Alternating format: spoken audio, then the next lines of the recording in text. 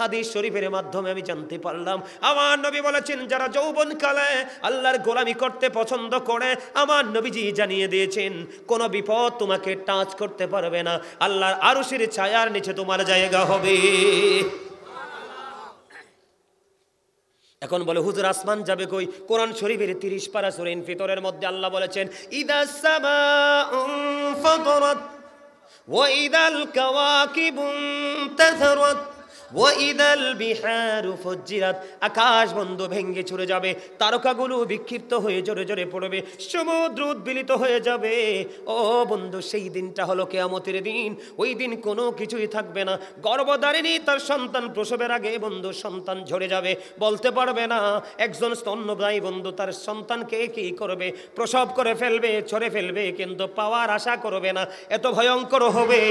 নারী পুরুষ বন্ধু উলঙ্গ হয়ে হাঁটবে। মায়েশা প্রশ্ন করলো, ইয়া রাসূলুল্লাহ, নারী পুরুষ কি একজন আর একজনের দিকে তাকাবে না? নবীজি বললেন, আয়েশা রে, এত ভয়ঙ্কর হবে রে, কেউ কারো দিকে তাকাইবার কোনো সুযোগ থাকবে না। ওই দিন যুবকদের জন্য আল্লাহর আরশের ছায়ার নিচে একটা জায়গা বরাদ্দ। জোরে জোরে বলেন সুবহানাল্লাহ। এই জন্য তোমরাও যুবক, বাহিরের তারাও যুবক, তোমাদের মর্যাদা, তোমাদের দাম, তোমাদের মর্যাদা দেখো কেমন করে বেড়ে গেল। আমার আল্লাহ জানিয়ে দিয়েছেন, হাবিব আপনি জানিয়ে দেন আমার বান্দাগুলোকে, ওই প্রেমিকগুলো আমি আল্লাহর ভালোবাসায় আপনার তালাশ করে আপনি জানিয়ে দেন তারা যখন জিকির করার জন্য হেঁটে হেঁটে আসে। মূলত আজকের জলসা কিন্তু জিকিরের জলসা।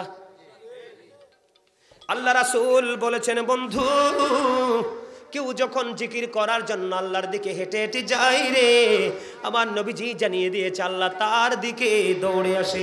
পৃথিবীর মানুষগুলো এমন জলসায় বসে যখন মাওলার জিকির করে রে, আমার আল্লাহ জানিয়ে, আমার রাসূল জানিয়ে দিয়েছেন, আল্লাহ রাব্বুল আলামিন বলে, হাবিব আপনি জানাইয়া দেন আমার বান্দাগুলো পৃথিবীর যেই জলসায় বসে জিকির করে তার চাইতে উত্তম জলসায় আমি আমার বান্দার জিকির করি।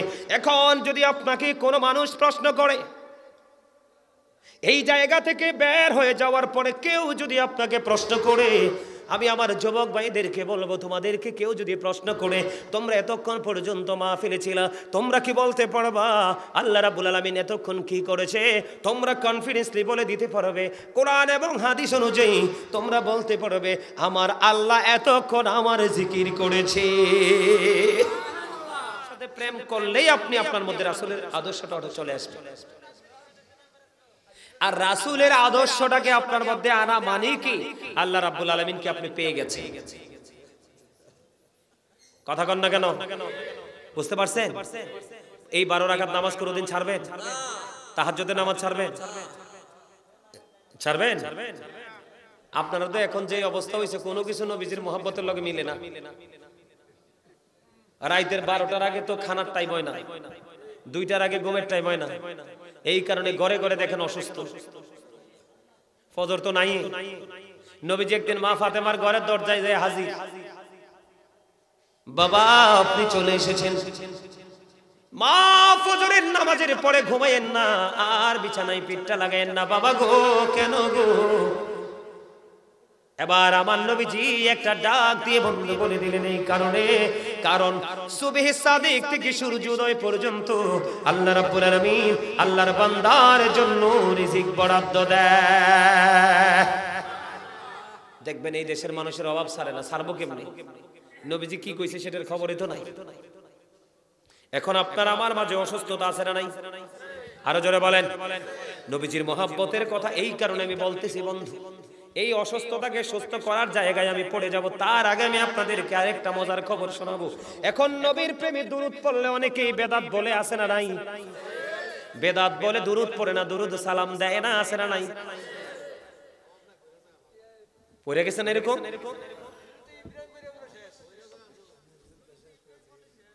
হ্যাঁ, আমি মহব্বতের কথা বলছি। আপনি যদি ভালো না লাগে আপনি পড়েন না, কারণ আপনার জবাব আপনাকে দিতে হবে। কিন্তু আমি পড়ার সময় আপনি আমাকে এনকার করবেন কেন? এতে বোঝা যায় রাসূলের দুশমনী। কথা বলেন না কেন? আপনি ভালো না লাগলে করবেন না, পড়বেন না, আমি আপনাকে কিছু বলবো না, কিন্তু আমি পড়লে আপনি বেদাতি বলবেন কেন?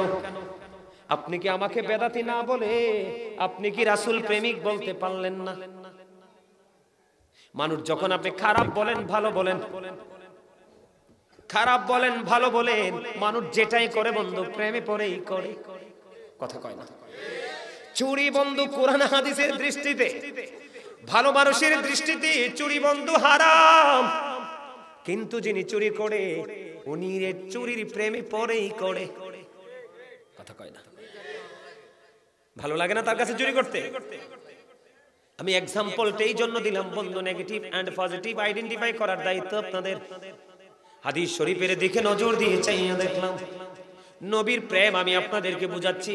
নবীকে ভালোবাসো, নবীর আদর্শ তোমার মধ্যে অটই চলে আসবে, কারণ আমার নবী হলেন মোস্ট সাকসেসফুল।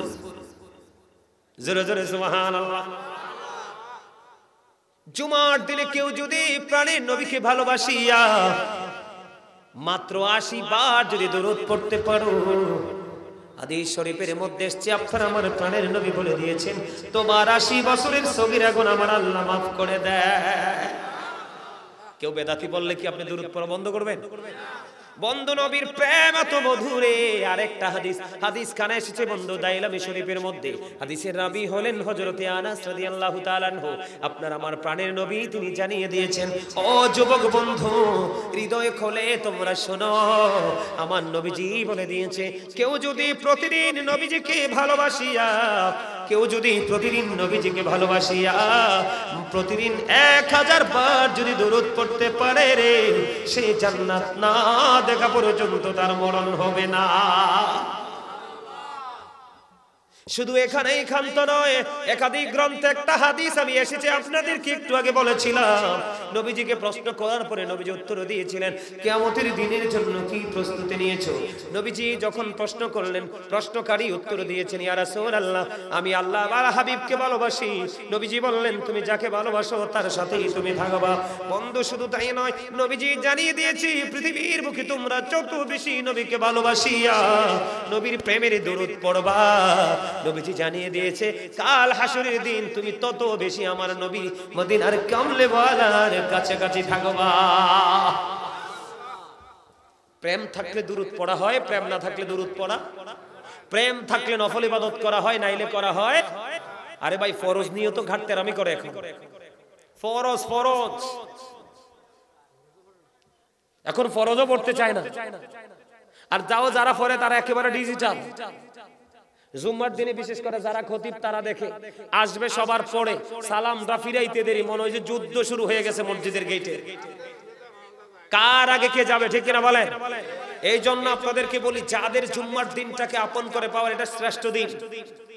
আপনারা কুরবানির ঈদের দিন, রোজার ঈদের দিনকে অনেক দামি মনে করেন, ওই দুই দিনের চাইতেও দামি হলো জুম্মার দিন। কথা কি আপনাদের বুঝে আসছে? বুঝতেছেন সহজে? এখন আসেন নবীজিকে ভালো না বাসার কারণে আমাদের ক্ষতিটা কোথায়? এখনকার ম্যাক্সিমাম মানুষ শহর বলেন গ্রাম বলেন অসুস্থ কিনা? কথা কয় না? অসুস্থ না? অসুস্থতার কারণ কি জানেননি? ইয়াং যুবকদের কি বলছি, মোবাইল থেকে ফেসবুক থেকে তোমরা কত কিছু খুঁজে খুঁজে বের করো। প্রায় বছর খানিক আগে ব্রিটিশ রানী দ্বিতীয় এলিজাবেথ মারা গেছে, তার জীবনী নিয়ে কিছু তথ্য প্রকাশিত হয়েছে। তোমরা এই তথ্যগুলো পাইছো কিনা আমি জানি না বন্ধু। ব্রিটিশ রানী দ্বিতীয় এলিজাবেথ যখন মারা গেল, অনেক লম্বা সময় তিনি পৃথিবীতে বিচরণ করেছে, কিন্তু সেই তুলনায় তিনি ডাক্তারের কাছে যাইতে হয় না। চুল চেরা বিশ্লেষণ শুরু হয়ে গেল। ব্রিটিশ রানী দ্বিতীয় এলিজাবেথ তার সুস্থ থাকার পিছনে রহস্য নাকি, সুস্থ থাকার পিছনে কারণটাকে, কেমন করে সে সুস্থ রইল? এত লং সময় বুড়ো হয়ে তিনি ইন্তেকাল করেছে, সেই তুলনায় তিনি অসুস্থ ছিলেন না, স্ট্রংলি তিনি জীবন যাপন করেছে। কেমন করে সুস্থতা তিনি ওনার জীবনের মধ্যে তিনি প্রতিষ্ঠিত করতে পারলো? বন্ধু ওই লন্ডনের মতো দেশের যেই গবেষকরা গবেষণা শুরু করলো, করতে করতে করতে করতে, কারণ তারা তো খ্রিস্টান, তারা কিন্তু ইমানদার নয়। একজন খ্রিস্টানের জীবন কেমন করে এত সাজানো গোছানো হয়? এটা হওয়ার কথা ছিল মুসলমানের। আমাদের হওয়ার কথা ছিল, কিন্তু আমরা আমাদের জীবনকে সাজাতে পারলাম না, গোছাতে পারলাম না। খবর বন্ধু সংগ্রহ করতে করতে পেয়ে গেলাম ওনার জীবনের সুস্থ থাকার পেছনে কারণ হলো তিনি যখন পেটে খিদা লাগতো একেবারে সীমিত খাবার খাইতো, আবার পেটটা ভরে যাওয়ার আগে খাবার ছেড়ে দিত। তার মানে তিনি দিনে 5 থেকে 6 বার খাবার খাইতো, অনেক বেশি বেশি করে বন্ধু পানি পান করতো, পেট ভরে কখনোই তিনি খায় না। এবার আপনারা প্রশ্ন করতে পারেন, বলে হুজুর এই খ্রিস্টানের কাছে সে তথ্য গেল কেমনে? আপনারা দেখেন মুসলমান কোনো কিছু কি করতে পারে না, আবিষ্কার করতে পারে না, কারণ বেঈমান কাফেররা কোরআন রিসার্চ করতেছে, রাসূলের আদর্শকে তারা রিসার্চ করতেছে। বন্ধু আমার দিকে তাকান, তার প্রমাণ হলো এই যুগে বর্তমানে যে দেশের নাম হলো বন্ধু ইরান। ইরানের একটা সময় নাম ছিল পারস্য। ওই পারস্য থেকে একজন ডক্টর আসলো আরব দেশে, 2 বছর পর্যন্ত তিনি বিচরণ করলো। 2 বছর পর্যন্ত বিচরণ করার পরে 2 বছর পরে তিনি আপনার আমার প্রাণের নবীর কাছে চলে গেলেন। আপনার আমার প্রাণের নবীর কাছে যাওয়ার পরে নবীজিকে প্রশ্ন করলেন, আমি পারস্য থেকে এসেছি, 2টা বছর আপনার এই দেশে আমি বিচরণ করেছি, কিন্তু একটা মানুষও আমি অসুস্থ পাই নাই, এই সুস্থ থাকার পিছনে কারণটা কি? এখন আমার আপনার প্রাণের নবী জানিয়ে দিয়েছে, আমার দেশের মানুষ সুস্থ থাকার কারণ হলো তাদের অতিরিক্ত পেটে খিদা না লাগলে তারা খাবার নিয়ে বসে না, আবার খাবার যখন খাইতে বসে পেটটা ভরার আগে তারা ছেড়ে দেয়। এবার ব্যাখ্যা করেন, বিশ্লেষণ করেন, আমার নবীজির কথা অনুযায়ী বন্ধু বোঝা যায়, আমার নবীজি জানিয়ে দিয়েছেন আপনার আমার পেটটাকে 3 ভাগ করতে হবে। 3 ভাগের মধ্যে বন্ধু 1টা ভাগ খাবার দিয়ে পরিপূর্ণ করতে হবে, আর 1টা ভাগ পানি, আর 1টা ভাগ পুরো খালি রাখবো। এই মানুষের কাছে সহজেই কোনো রোগ আসবে না। সুবহানাল্লাহ, মজা হয় নাই? খাবারে লবণ না দিলে খাইতে পারবেন নি? কেন? স্বাদ লাগতো না কেন? ঠিক কথা কইছেন। খাবারে লবণ না দিলে যেমনি মজা হয় না, মজা না হইলে যেমনি খাওয়া যায় না, ঠিক তেমনি ভাবে আল্লাহ নবীর প্রেমিক না হইলে কথাগুলো মজা লাগবে না, আর মজা না লাগলে শুনতে মনে চাইবে না। এই কথাগুলো কত গুরুত্বপূর্ণ। তুমি পৃথিবীর কোন ডাক্তারের কাছে যাও, আমি যদি আজকে एग्जांपल দেই বন্ধু, চট্টগ্রাম সিটিতে আজ থেকে 2 বছর আগে আমি একটা প্রোগ্রামে গেলাম, বিশাল প্রোগ্রাম, অনলাইনে দেখবেন বন্ধু, চট্টগ্রামের মাহফিলে গেলে কলিজা ঠান্ডা হয়ে যায়। এই জন্য আমি বেশি বেশি চট্টগ্রামের দিকে দৌড়াই, সবচেয়ে বেশি প্রোগ্রাম করি আমি চট্টগ্রামে বন্ধু। তার কারণ হলো ওখানকার মানুষ এত আশেক রে, তাদের হৃদয়ে ভরা রাসূল প্রেম। চট্টগ্রামে গেলাম, স্টেজে আলোচনা করতেছি, হঠাৎ করে এক ভদ্রলোক চলে আসলো, তিনি গভর্নমেন্ট জব করে। হাজার হাজার মানুষের ভিড়ে তিনি সালাম দিলেন, এইদিকে দাঁড়িয়ে সালাম দিলেন, হুজুর আমার একটা কথা আছে বলেন।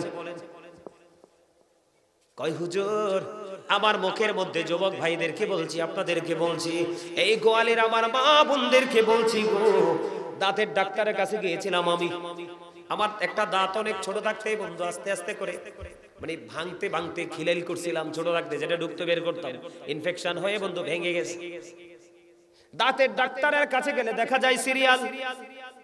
ভদ্রলোক দাঁড়িয়ে সালাম দিলেন, হুজুর একটা কথা আমি কই বলেন।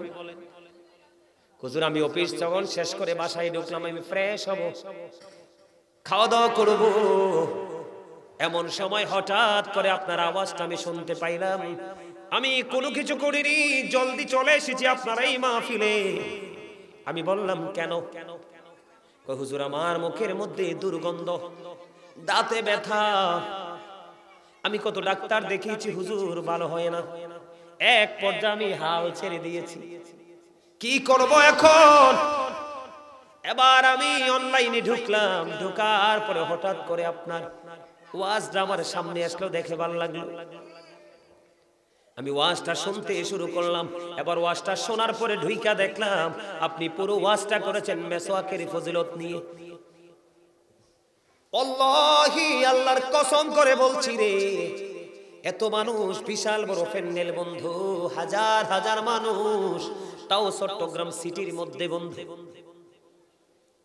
এবার তিনি বললেন হুজুর আমার এই আলোচনা শোনার পরে আমার হৃদয়ের মধ্যে একেবারে এমন ভাবে আলোচনাটা গেঁথে গেল, আমি এমন ভাবে বিশ্বাস করলাম, মনে হয় যখন আমার কাছে মনে হয় যেন আমি এখনই মেসওয়াক ইউজ করতে থাকি। সত্যি সত্যি হুজুর এই আলোচনা শোনার পরে যখন আমি মেসওয়াক করতে শুরু করলাম গো, আমি ব্রাশ ছেড়ে দিয়েছি। আপনি যেইভাবে বলেছেন ঠিক সেইভাবে আমি মেসওয়াক করা শুরু করলাম। হুজুর আজকে আমি আপনার সামনে হাজির হয়েছি শুধু এইটুকু বলার জন্য, আপনাদের কথা কখনোই মিথ্যা নয়। কেউ যদি হৃদয় দিয়ে বিশ্বাস করে আমল করে গো, কখনোই তার জীবনে কোনো দুঃখ থাকে না। হুজুর আজকে আমি 100% দাঁতের রোগ মুক্ত হয়ে এখানে এসেছি। জোরে জোরে বলুন সুবহানাল্লাহ। আমি আপনাদেরকে বন্ধু আজকে দিয়ে আমি বলে যাব, নবীজি বলেছে খাবার তোমরা কম খাও। এইভাবে বন্ধু একবার বিয়ে বাড়িতে খাইলেন, আরেকবার 7 আপ খাইলেন, আরেকবার কোকা কোলা খাইলেন, আরেকবার লাস্ট সময় আপনাকে ফল ফ্রুট মিষ্টি দেওয়া হলো। ও বন্ধু একটার পর একটা দিতে থাকে, আপনি কখনোই খাবেন না যেইটাই খান। আমার নবীজি যেই সিস্টেম দেখাইছে, মিষ্টি খাবেন মিষ্টি জাতীয় মিষ্টিটা খান, কিন্তু একটার পর একটা খাবেন না। পেটে যখন এই সীমারেখার মধ্যে থেকে খাবার খাবেন তখনই আপনার মধ্যে সুস্থতা চলে আসবে। জোরে জোরে বলুন সুবহানাল্লাহ। এবার আমি আপনাদেরকে বলবো, ইন কেস আপনারা অসুস্থ হয়ে গেছেন, কি হয়ে গেছে, ইন কেস আপনারা অসুস্থ হয়ে গেছেন, এখন কি করবেন? হাদিস শরীফের মধ্যে এসেছে, আপনারা আমার প্রাণের নবী বলেছেন মাসে মাত্র 3 দিন, কয় দিন?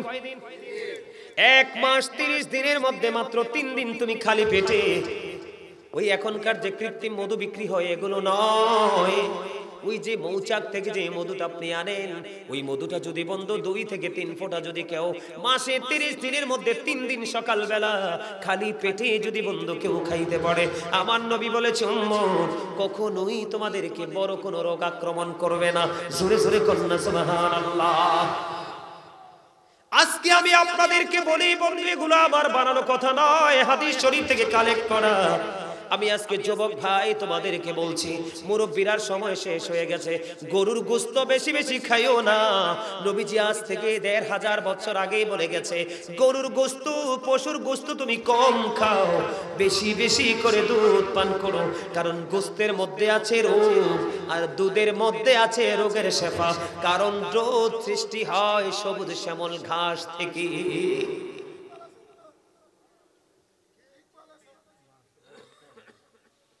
তোমরা গোশত খাবে কম। এখন আবার বলে হুজুর অনেকের কিন্তু পেটে সমস্যা থাকে, ধারণ ক্ষমতা অনেকেরই দুধের থাকে না, সেই ক্ষেত্রে একেবারে পাতলা করে দুধ খাবেন, ঘন নয়। পাতলা দুধ স্বাস্থ্যের জন্য উপকারে, ঘনটা নয়।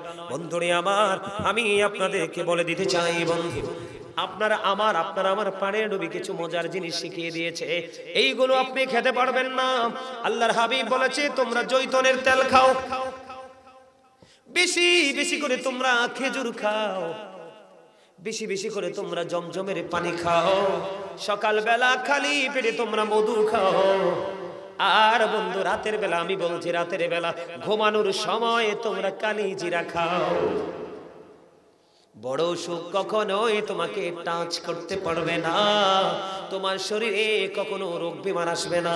আজকে মানুষ এইগুলো জানে না, আজকে মানুষ এই সঠিক যে সাজেশন গুলো মানুষ নিতে চায় না, জানেও না, জানবে কি করে? এখনকার যুগে মানুষ নবীজির দোষ খুঁজে, গুণ নয়।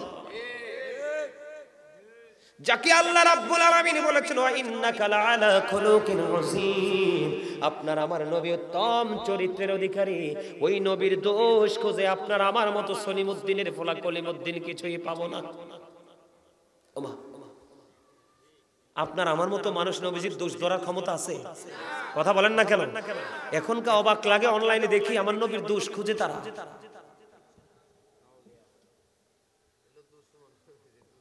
আমার কথা কি আপনারা বুঝতে পারছেন? আপনারা খেয়াল করছেন আমি কোথায় ছিলাম? এক্সাম্পল স্বরূপ বিভিন্ন জায়গা থেকে প্রেমের একটু গল্প শোনালাম। আপনি আমি কি করব? প্রেমে পড়ে দুরূদ পড়ব, নবীজিকে সালাম দিব, নবীজিকে ভালোবেসে বেশি বেশি করে নফল ইবাদত করব, ঠিক কিনা বলেন? করব কি করব না? করলেই আমরা ধন্য হব, ঠিক কিনা বলেন? সুস্থ থাকতে হলে আরেকটা কাজ করতে হবে, আপনার হট হওয়া যাবে না। এটা আমার কথা না, নবীজি বলেছে সবসময় তোমার রিল্যাক্স থাকবে, ঠান্ডা থাকবে। তোমার মেজাজ গরম হয়ে গেছে, কি হয়ে গেছে? রাসূল বলেছেন তুমি দাঁড়ানো থেকে বসে যাও। এটা সুস্থ থাকার জন্য অনেকগুলো কারণ আছে, এর মধ্যে এটা একটা। যখন তুমি বসে যাও না, তুমি কন্ট্রোলিং আনতে পারতেছো না, তুমি শুয়ে যাও, গড়াগড়ি দাও। সুবহানাল্লাহ বলেন না, আর জোরে। রাসূল বলেছেন তুমি সুস্থ থাকতে হলে আরেকটা কাজ করতে হবে। আমি আপনাদেরকে বলি, যেই লোকটা কুস্তি খেলায় জিতে, কোন খেলায়? যে লোকটা কুস্তি খেলায় জিতে সে বড় নয়, যেই ব্যক্তি ধৈর্য দিয়ে জিতে সেই হলো বড়। কারণ যার মধ্যে আছে ধৈর্য সেই কিন্তু কৌশলগত সবকিছুতে আনতে পারে, আর যার মধ্যে ধৈর্য নাই, উগ্র, তার ধ্বংস কিন্তু তার পদে পদে। কথা কি বুঝতে পারছেন? বেশি বেশি করে খেলাধুলা করবেন, দৌড়াদৌড়ি করবেন, খেলাধুলা করবেন। রাসূল বলেছেন রাতের বেলা কি করো? তাড়াতাড়ি ঘুমাই যাও। রাতের বেলা নবীজি মাগরিবের পরে খেয়ে ফেলতেন, এশারের পরে ঘুমিয়ে যেতেন। সুবহানাল্লাহ বলেন না, আর জোরে। আর আপনার আবার এখন হসপিটালে গেলে দেখবেন বেশিরভাগ মানুষের লিভার সিরোসিস। জানেন কিনা জানি না, পেটি লিভার। যুবক ভাইদেরকে বলছি তোমাদের মধ্যে সেই সংখ্যাটা বেশি, কারণ আগের দিনের মুরব্বীরা এখনো হাতে কোদাল পেলে মাটি কাটতে চলে যায়। সে কত বড় অফিসার সেটা কিন্তু সে তাকায় না, কথা কন না কেন? কিন্তু সুযোগ পাইলে কোদাল নিয়ে কোথায়? মাঠে। এটা হলো তার শারীরিক এক্সারসাইজ, ব্যায়াম। আমি তোমাদেরকে বলি খাবার খাওয়ার পরে কখনো শুইবা না। খাবার খাওয়ার পরে হাঁটাহাঁটি করবে, একটু এক্সারসাইজ করবা। কারণ লিভার এমন একটা জিনিস, তুমি যখন খাবারটা খাবে এটাকে চিবিয়ে, আমরা মরিচ চুরাই না, হলুদ চুরাই না, আমরা চাল চুরাই গুঁড়ি করি না, পাউডার করে রুটি বা পিঠা খাই না, ঠিক লিভারের কাজ হলো এরকম একটা মেশিন। তোমার খাবারটাকে এটা কি করবে? ফিনিশ করে স্টমাক পর্যন্ত পৌঁছে দেবে। যখন তুমি এক্সারসাইজ করবে, যখন তুমি হাঁটাহাঁটি করবে, তখন কিন্তু এটা আস্তে আস্তে কৌশলে কি হয়ে যায়, জায়গা পর্যন্ত চলে যায়। কিন্তু যখন তুমি খাবারটা খেয়ে শুয়ে যাবে, হাঁটাহাঁটি করবে না, এক্সারসাইজ করবে, এটা কিন্তু লিভারের উপরে প্রেসার পড়ে। একটা সময় কিন্তু ধীরে ধীরে ধীরে ধীরে ক্রমান্বয়ে কিন্তু লিভারটা কি হতে থাকে, এটা কিন্তু উইক হতে থাকে। একটা সময় কিন্তু এটা ড্যামেজ হয়ে যায়, তখন তার উপরে চলে যাওয়ার সময় হয়ে যায়। ঠিক কিনা বলেন? আমি তোমাদেরকে আরেকটা কথা বলি, এখনকার ছেলে মেয়েদের ম্যাক্সিমামই চোখে সমস্যা। এই চোখে সমস্যার জন্য এই অভিশপ্ত মোবাইল। এটা কি? এটা হচ্ছে পৃথিবীর শ্রেষ্ঠ চরিত্রহীন বস্তু, সবচেয়ে চরিত্রহীন। এটা মানুষের চোখকে শেষ করে দিয়েছে, মানুষের কানকে শেষ করে দিয়েছে। এটার কারণে মানুষের মনের ঘরে আল্লাহ রাসূলের নাম তো নাই, সর্বক্ষণ শুধু নোংরামি বসবাস করে। কথা বলেন না কেন? এটার দিকে যত বেশি তাকায় থাকবা, চোখের দৃষ্টি তত বেশি কমবে। আর আল্লাহর কোরআন এবং রাসূলের হাদিসের দিকে যত বেশি তাকাবে, হক্কানি আলেমদের দিকে যত বেশি তাকাবে, তাদের সাথে যত প্রেমের ডুরি লাগাবে, তোমার সব কিছু দিন যত যাবে তত বেশি ধারালো অস্ত্রের মতো হয়ে যাবে। জোরে জোরে কন্যা সুবহানাল্লাহ, আরো জোরে বলেন। সুস্থ থাকতে চায় না এমন কোন মানুষ কি দুনিয়াতে আছে? সুস্থ থাকতে হলে কি করতে হবে? খেলাধুলা করতে হবে, রাতের বেলা তাড়াতাড়ি ঘুমাইতে হবে। হ্যাঁ, বিশেষ কারণে মনে করলেন যে আপনি তাড়াতাড়ি ঘুমাতে পারেন না, এই ক্ষেত্রে আবার আল্লাহ রাসূল আরেকটা হাদিস শরীফ বলেছেন আমাদেরকে, আপনি রাতের বেলা গভীরে নামাজটা পড়েন, যেন নামাজটা পড়ে আপনি শুয়ে যেতে পারেন। নামাজের পরে যেন আপনার জবান দিয়ে দুনিয়ার কোনো কথা বাহির না হয়। জোরে জোরে কন্যা সুবহানাল্লাহ। আর সকালবেলা তাড়াতাড়ি উঠবেন। সুস্থ থাকার জন্য আরেকটা নিয়ামত হলো তাহাজ্জুদের নামাজ। যেই ব্যক্তি তাহাজ্জুদের নামাজ পড়বে তার শরীরে কোনো বিমার থাকবে না। কি থাকবে না? অসুখ থাকবে না, বিমার থাকবে না।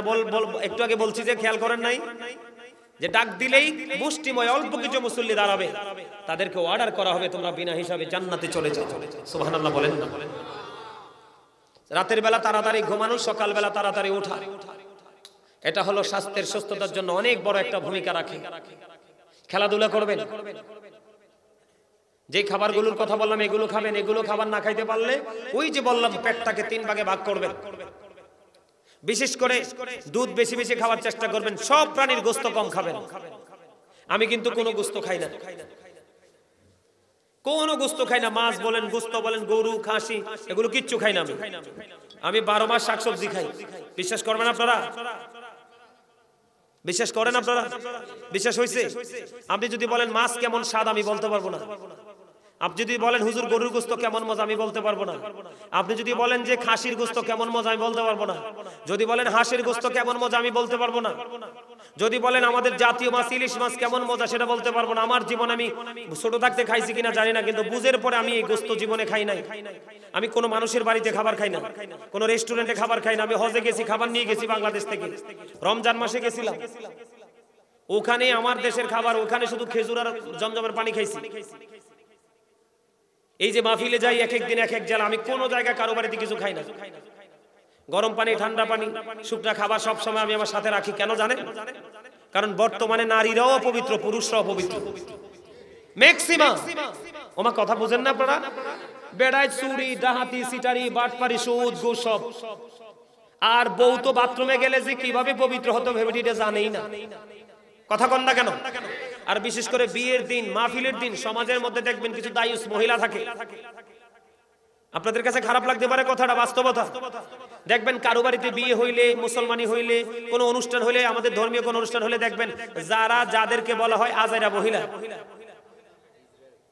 এরা কিন্তু দেখবেন দৌড়াই আসবে, বুবু দাও না আমার একটু পেঁয়াজটা চুল্লা দেই, বুবু দাও না একটু রসুনটা বাইটা দেই। কথা কয় না কেন? এরার হাতে আপনার যদি যন্ত্র থাকতো, যন্ত্র লাগাইয়া দেখতাম এদের হাতে কি পরিমাণ ময়লা। মনে রাখবেন, আপনার জবান যদি পবিত্র না হয় দোয়া কবুল হবে না। আপনার জবানকে পবিত্র রাখতে হবে, এই জায়গাটাকে খেয়াল করতে হবে। আমি এক্সাম্পল স্বরূপ আপনাদেরকে বলছি, ওই যে দুপুরে খাইছি এখনো খাবার খাই নাই। আল্লাহ যদি সুস্থভাবে বাড়ি নিয়ে পৌঁছায়, বাড়ি যাইয়া যদি রিজিকে রাখে একটু খামু, এর ফাঁকে পানি খামু শুধু। প্রতিদিন এইভাবেই চলে। আল্লাহর অশেষ রহমতে আপনাদের দোয়া, আমার বয়সটা কম হয় নাই। আমি এখনো পর্যন্ত আল্লাহর অশেষ দয়ায়, আপনাদের দোয়ায়, মা বাবার দোয়ায়, মদিনা ওয়ালার খাতিরে আমারে আল্লাহর উপর অহংকার করে বলছি না, শুকরিয়া স্বরূপ বলছি, এখনো পর্যন্ত আমার হসপিটালের বিছানা যেয়ে শুইতে হয় নাই। আলহামদুলিল্লাহ বলবেন না? আপনারাও মনে রাখবেন, এখনকার মানুষ একটু চরিত্রহীন। এখনকার মানুষ বেশিরভাগই চরিত্রবান নয়, চরিত্রবান আছে খুবই কম। যেই কোনো জায়গায় বললে আপনি যে খাবার খাইয়ে ফেলবেন না, যেই কোনো লোক ডাক দিলে যেই কোনো কাজে নিজেকে ইনভলভ করবেন না। কারণ নবীজির শিক্ষা, ভালোর দিকে এগিয়ে যাও, মন্দ থেকে বিরত হও। ঠিক কিনা বলেন? আজকের মাহফিল কি জন্য? আশা করি আজকে যে আলোচনাটা আমি করছি আপনাদের কেমন লাগছে জানি না, আমার কাছে অসম্ভব ভালো লাগছে। আপনি প্রেমের দিকে ঢুকেন। আরেকটা জায়গা বাকি আছে, একটু বলবো। এই আলোচনাটা করে আমি আলোচনা শেষ করে দিব। ওরে বাবারে, কয়টারে বাজে রে? 2 ঘন্টা তো হয়ে গেছে। আমার দিকে তাকান। এই তোমরা 3 জনকে কিন্তু আমি পছন্দ করছি। 3 জনে কিন্তু টুপি ছাড়া, 3 জনের হাসি কিন্তু সেম টু সেম। আবার আমার দিকে যখন তাকিয়ে আলোচনা শোনো, বিশেষ করে আমার ওই স্বাস্থ্য ভাইটা যেটা জিন্স প্যান্টের কালার শার্ট পরে আছে, আরে তুমি পিছে দিকে চাও কেন? আমার দিকে চাও। খুব মনোযোগ দিয়ে তোমরা আলোচনা শুনছো। এটা তুমি পৃথিবীর যেই কোনো কিছুই করো, কিন্তু এইরকম জলসাগুলোতে হাজির হবা। এটা তোমার ধর্মীয় চর্চা। তুমি হিন্দু খ্রিস্টানদের দিকে তাকাও, তারা যখন ধর্মীয় চর্চা করতে থাকে দেখবে একটা বাচ্চাও ঘরে থাকে না। তবে আফসোস, তোমার দাওয়াতেও কোনো হিন্দুকে আনতে পারো না, কিন্তু হিন্দুদের দাওয়াতে তোমরা যাও। আমি কি ভুল বলছি চাচারা বলেন? আমাদের শবে বরাতে কোনোদিন কোনো হিন্দু আনছো? তোমরা আনতে পারছো? এদেরকে জীবন দিলেও ওরা আসবে না। আল্লাহ যদি কাউকে কবুল করে, তাইলে কোন আলোচকের হাত ধরে ভালো লাগার কারণে একটা এসে ইসলাম ধর্ম গ্রহণ করে, কিন্তু তোমরা দাওয়াত দিয়ে আনতে পারবে না। কারণ ওদেরকে তুমি যতই বদ্ধ মনে করো, ওরা ওদেরটাকে বড় মনে করে, তোমারটাকে বলে ইট ইজ নাথিং ম্যাটার।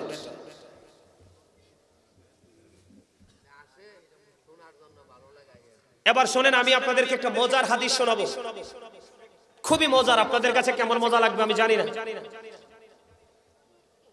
সুস্থ থাকার জন্য যেগুলো, এগুলো মনে রাখবেন নি? কথা বলেন, মনে রাখবেন। আজকে আমি আপনাদেরকে একটা অনুরোধ করে যাব। আপনাদেরকে তো আমি ইয়ে করতে পারবো না, মুরব্বী মানুষ আপনারা। আপনাদেরকে অত্যন্ত ভালোবাসার সাথে আপনাদেরকে একটা হাত জোর করে অনুরোধ করে যাব। আপনাদের বাড়ির আশেপাশে, বিশেষ করে ইয়াং যুবক ভাইদেরকে বলছি, তোমাদের বাড়ির আশেপাশে একটু জায়গা আছে না? তোমাকে একটা এক্সাম্পল স্বরূপ বলি, বাজার থেকে 2টা লাউয়ের আগা কিনে আনবা, আর তুমি একটা গাছ লাগাইয়া মাছা থেকে 2টা লাউয়ের আগা কিনে রান্না করবা। 2টা রান্না করে মাকে বলবা কোনটা বেশি স্বাদ। একদিকে তোমার শারীরিক পুষ্টিও মিলবে, শারীরিক এক্সারসাইজ মিলবে, অর্থনৈতিকভাবে তুমি, তোমার মধ্যে অর্থনৈতিক যেই একটা চাপ, সেই চাপ থেকে তুমি মুক্তি পাবে। আল্লাহ রাসূলের কথা অনুযায়ী তোমার জীবনে সুস্থতাও থাকবে অনেক বড়। আরে ভাই, মৃত্যু যখন হবে তখন তো মানুষ চলেই যাবে, কিন্তু যতদিন বাঁচবো সুস্থভাবে বেঁচে থাকি। এবার আসেন বন্ধুরে আমার, অত্যন্ত গুরুত্বপূর্ণ একটা জায়গা, সেই জায়গাটা আমি আপনাদের সামনে তুলে ধরতে চাই। যেটা শুরুতে বলা উচিত ছিল বলিনি, বুঝাইয়া বলছি। আজকে সব সময় সব মাহফিলে প্রয়োজন হলে আগে বলি, কিন্তু আজকে সিদ্ধান্ত নিয়েছি পরে বলবো। বন্ধু, এই যে তোমরা আজকে জান্নাতের বাগানে এসেছো বাবা, আপনারা যারা এসেছেন, আপনাদের মর্যাদা আর যারা দোকানে রাস্তাঘাটে বাইরে দাঁড়িয়ে দাঁড়িয়ে তিন বন্ধু মিলে গল্প করে, তাদের মধ্যে আপনাদের মধ্যে পার্থক্যটা বুঝায় আপনাদের দাম কত আর তারা কতটা কম দামি। আমার কথা নয়, আল্লাহর হাবিব পবিত্র জবান মোবারক হাদিস শরীফের মধ্যে এসেছে, হাদিসের রাবী হলেন হযরত আবু হুরায়রা রাদিয়াল্লাহু তাআলা আনহু। আমার নবীজি জানিয়ে দিলেন, আমার আল্লাহ ডেকে ডেকে বলে, হাবিব আপনি জানিয়ে দেন, বন্ধু আপনি জানিয়ে দেন, আমার কোন বান্দা যখন একা একা নিরালে আমার জিকির করে গো, আপনি ওই আপনার বান্দা আপনার উম্মতটাকে জানায়া দেন, আমি আল্লাহ ওই বান্দার জিকির একা একা করি। এখানেই শুধু ক্ষান্ত নয়, আল্লাহ বলতেছেন, হাবিব আপনি আরো জানিয়ে দেন আপনার উম্মতগুলোকে, কোন বান্দা যখন জিকির করতে করতে আল্লাহর দিকে এক বিঘা পরিমাণে এগিয়ে যায়, আল্লাহ কয় হাবিব আপনি জানাইয়া দেন, আমি ওই বান্দার দিকে এক গজ পরিমাণে এগিয়ে আসি। হাবিব আপনি জানিয়ে দেন গো, যখন কোন বান্দা আল্লাহর দিকে জিকির করতে করতে এক হাত পরিমাণে এগিয়ে যায়, আল্লাহ ডেকে ডেকে বলে, হাবিব হাদিস শরীফের মাধ্যমে রাসূল জানিয়েছেন, আমার নবীজি বলে দিয়েছেন, তুমি যখন এক হাত পরিমাণ আল্লাহর দিকে জিকির করতে করতে এগিয়ে যাও, আল্লাহ তোমার দিকে দুই হাত পরিমাণ এগিয়ে আসে। এর বড় গোয়ালির যুবক, তোমরা বুঝো না তোমাদের দাম কত বেশি রে। যৌবন কালে মানুষ বেশি অন্যায় করে, হাবিব আপনি বলে দেন, হাদিস শরীফের মাধ্যমে আমি জানতে পারলাম, আমার নবী বলেছেন, যারা যৌবন কালে আল্লাহর গোলামি করতে পছন্দ করে, আমার নবীজি জানিয়ে দিয়েছেন, কোন বিপদ তোমাকে টাচ করতে পারবে না, আল্লাহর আরশের ছায়ার নিচে তোমার জায়গা হবে। এখন বলে হুজুর আসমান যাবে কই? কোরআন শরীফের 30 পারা সূরা ইনফিতরের মধ্যে আল্লাহ বলেছেন, ইদাস সামাউ ফাতারাত ওয়া ইদাল কাওয়াকিবু ইনতাসারাত ওয়া ইদাল বিহারু ফুজ্জিরাত। আকাশ বন্ধ ভেঙে চলে যাবে, তারকাগুলো বিক্ষিপ্ত হয়ে জোরে জোরে পড়বে, সমুদ্র উদ্বেলিত হয়ে যাবে। ও বন্ধু, সেই দিনটা হলো কিয়ামতের দিন। ওই দিন কোনো কিছুই থাকবে না। গর্ভধারিণী তার সন্তান প্রসবের আগে বন্ধু সন্তান ঝরে যাবে, বলতে পারবে না। একজন স্তন্যদায়ী বন্ধু তার সন্তানকে কি করবে, প্রসব করে ফেলবে, ছড়ে ফেলবে, কিন্তু পাওয়ার আশা করবে না। এত ভয়ঙ্কর হবে, নারী পুরুষ বন্ধু উলঙ্গ হয়ে হাঁটবে। মায়েশা প্রশ্ন করলো, ইয়া রাসূলুল্লাহ, নারী পুরুষ কি একজন আরেকজনের দিকে তাকাবে না? নবীজি বললেন, আয়েশা রে, এত ভয়ঙ্কর হবে রে, কেউ কারো দিকে তাকাইবার কোনো সুযোগ থাকবে না। ওই দিন যুবকদের জন্য আল্লাহর আরশের ছায়ার নিচে একটা জায়গা বরাদ্দ। জোরে জোরে বলেন সুবহানাল্লাহ। এই জন্য তোমরাও যুবক, বাহিরের তারাও যুবক, তোমাদের মর্যাদা, তোমাদের দাম, তোমাদের মর্যাদা দেখো কেমন করে বেড়ে গেল। আমার আল্লাহ জানিয়ে দিয়েছেন, হাবিব আপনি জানিয়ে দেন, আমার বান্দাগুলো কই, প্রেমিকগুলো আমি আল্লাহর ভালোবাসায় আপনার তালাশ করে, আপনি জানিয়ে দেন, তারা যখন জিকির করার জন্য হেঁটে হেঁটে আসে। মূলত আজকের জলসা কিন্তু জিকিরের জলসা। আল্লাহ রাসূল বলেছেন, বন্ধু কেউ যখন জিকির করার জন্য আল্লাহর দিকে হেঁটে হেঁটে যায় রে, আমার নবীজি জানিয়ে দিয়েছে, আল্লাহ তার দিকে দৌড়ে আসে। পৃথিবীর মানুষগুলো এমন জলসায় বসে যখন মাওলার জিকির করে রে, আমার আল্লাহ জানিয়ে, আমার রাসূল জানিয়ে দিয়েছেন, আল্লাহ রাব্বুল আলামিন বলে, হাবিব আপনি জানায়া দেন, আমার বান্দাগুলো পৃথিবীর যেই জলসায় বসে জিকির করে, তার চাইতে উত্তম জলসায় আমি আমার বান্দার জিকির করি। এখন যদি আপনাকে কোনো মানুষ প্রশ্ন করে, এই জায়গা থেকে বের হয়ে যাওয়ার পরে কেউ যদি আপনাকে প্রশ্ন করে, আমি আমার যুবক ভাইদেরকে বলবো, তোমাদেরকে কেউ যদি প্রশ্ন করে, তোমরা এতক্ষণ পর্যন্ত মাহফিলে ছিলা, তোমরা কি বলতে পারবা আল্লাহ রাব্বুল আলামিন এতক্ষণ কি করেছে? তোমরা কনফিডেন্সলি বলে দিতে পারবে, কোরআন এবং হাদিস অনুযায়ী তোমরা বলতে পারবে, আমার আল্লাহ এতক্ষণ আমার জিকির করেছে।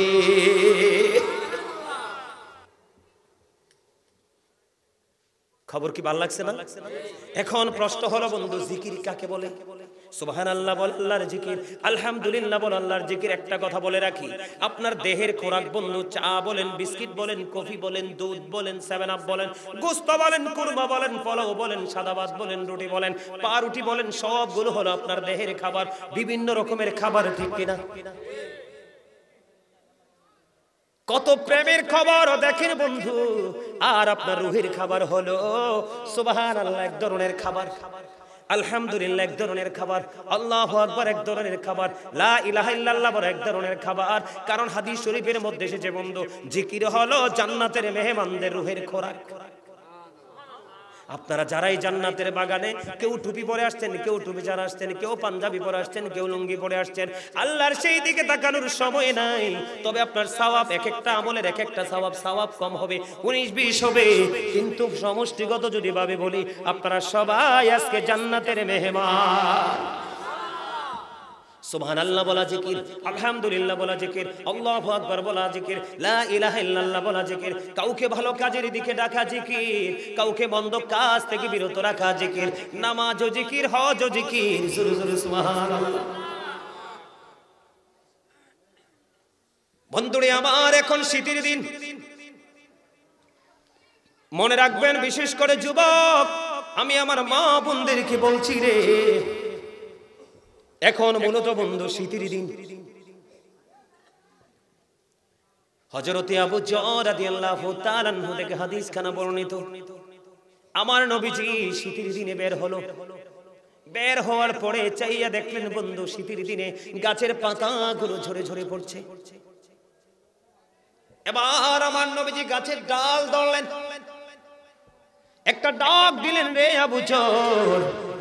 আবু যর উত্তর দিলেন, লাব্বাইকা ইয়া রাসূলুল্লাহ, আমি হাজির। এবার আপনার আমার পাড়ে নবী একটা ডাক দিয়ে বললেন, রে আবু যর, চাইয়া দেখো শীতের কারণে শুষ্ক হয়ে গাছের পাতাগুলো কেমনে ঝরে ঝরে পড়ে। রে আবু যর, আল্লাহর বান্দাগুলো যখন নামাজ নামক জিকিরের মাধ্যমে কপালটা যখন আল্লাহর কুদরতি কদমে লাগাইয়া দিবে, তার মানে নামাজ পড়বে, ওই শীতের দিনের গাছের পাতার মতো তার জীবনের গুনাহগুলো ঝরে পড়ে যাবে।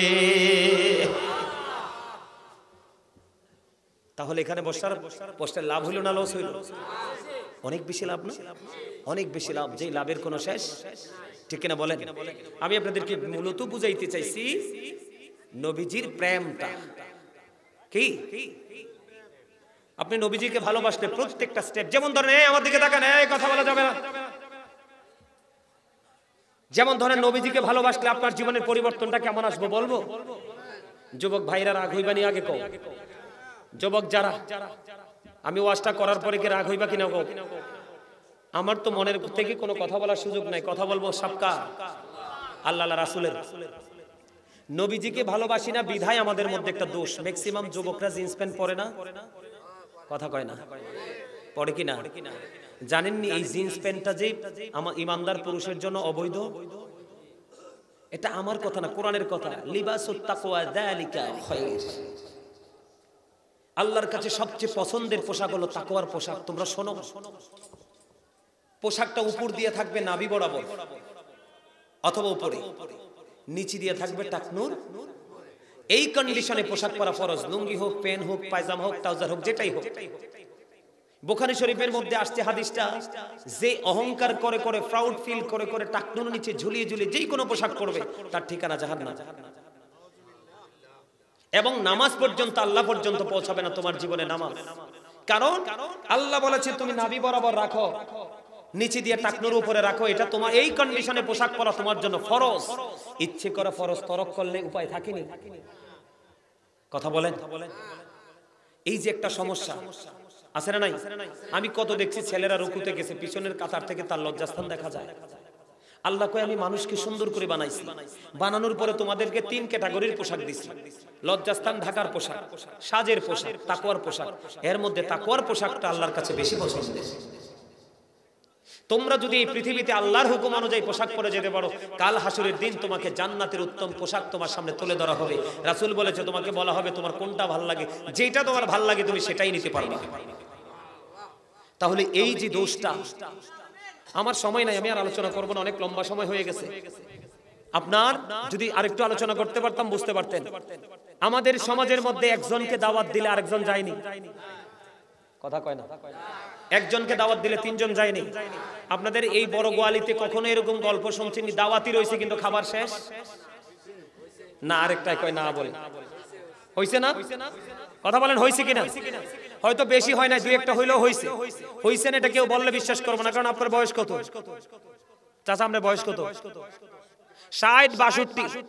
চাচার বয়স ধরেন 60-62, 60-62 বছর বয়স চাচা পার করছে, একদিনেও তো এরকম ঘটনা হয় নাই। আরে আমার বয়স তো হইছে। কেন হইছে জানেন? আমার বানাইয়া বলার অভ্যাস নাই, ক্ষমতা নাই, জিহ্বা কেটে ফেলবে আল্লাহ।